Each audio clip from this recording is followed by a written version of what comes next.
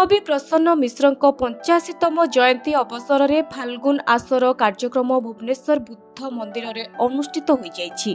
एथिरे विशिष्ट नाट्यकार रमेश पाणिग्राही मुख्य अतिथि भाव जोग देइथिबा बेले मुख्य वक्ता भाव विशिष्ट अध्यापिका संघमित्रा मिश्र, सम्मानित अतिथि भाव विशिष्ट भाषाविद बसंत पंडा जोग देइथिले। आयोजित कार्यक्रम को विशिष्ट कवि आशुतोष परिडा सभापतित्व करिथिला बेले विशिष्ट स्तंभाकार केदार मिश्र संयोजना करिथिले।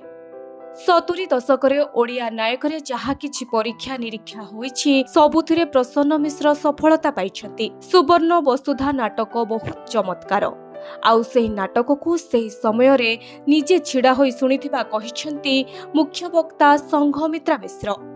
ओडिया साहित्य रे प्रसन्न मिश्र एक किंबदंती पुरुष। एकाधार रे से जणे कवि, औपन्यासिक, शिशु साहित्यिक और गाल्पिक। साहित्य रे जो विभाग रे से हाथ मारिछंती ताहा रूपांतरित होईछि अनन्य परीक्षा रे। बढी पाणीर दांत उपन्यास जीए पढ़िछि सेथिरे से बहुत किछि पाइथिबे। प्रसन्नक 3टी अनवद्य नाटक सुवर्ण वसुधा, प्रेम खेल, जीवन नामक गछरे दुख नामक फूल नाटक बेस लोकप्रिय अर्जन करथिला।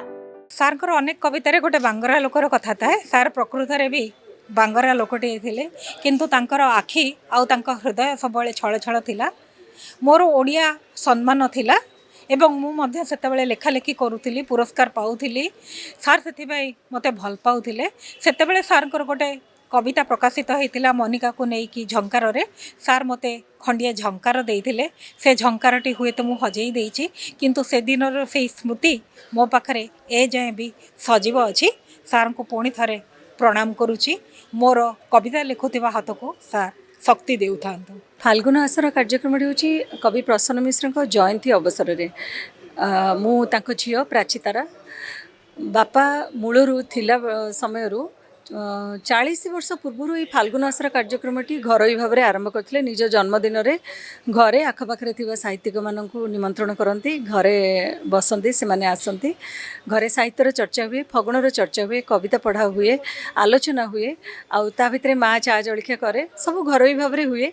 किंतु प्रति वर्ष निर्धार्य भाव में एटा करिकि निज जन्मदिन को एमती भाव में बापा कटौले।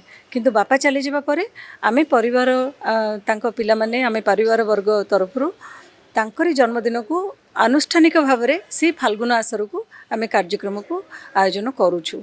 आउ कवि भाव में कहया गले कवि प्रसन्न मिश्र केवल विशिष्ट कवि नुहंती, से कविता व्यतीत नाटक, गल्प, उपन्यास, शिशु साहित्य, लोक साहित्य, प्रबंध सबु क्षेत्र रे निजर सृष्टिर निदर्शन देइछन्ते। एवं से आज एथर फाल्गुन आसर कार्यक्रम रे तांकर नाटक को नेकी आलोचना एबे होउची। प्रसन्न केवल कवितारे शिखर स्पर्श करिथिले ताहा नुहे, बरं गल्प, उपन्यास, शिशु साहित्य रे तांको रचना अनन्य।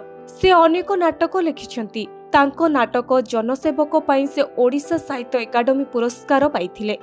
सेपरि ट्रक डालारे सनातन, मनिकार प्रिय कविता संकलन अत्यंत लोकप्रियता अर्जन करिथिला। प्रसन्न मिश्र अनेक गुड़िए प्रतीक धर्मी और परीक्षामूलक नाटक रचना करिछन्ती। ओडिशा नवनाट्य आंदोलन चलिथिबा बेले एहाकु सफल करिबा पई से एही नाटक गुडी को रचना करिछन्ती। विशिष्ट कवि भावे से जनाशुना थिले मध्य नाटक रे ताकर प्रतिभा वैशिष्ट्यपूर्ण परिचय प्रदान करिछि। विशिष्ट स्तंभाकार केदार मिश्र कार्यक्रम संयोजना करिथिला बेले विशिष्ट साहित्यिक मनोरमा विश्वाल महापात्र, स्वप्ना मिश्र, सरोजिनी पाणी, शुभश्री लेंका, इंदिरा दत्त, श्रुतकीर्ति त्रिपाठी, भाग्यलिपि मल्ल प्रसन्न मिश्रଙ୍କ कविता पाठ करिथिले।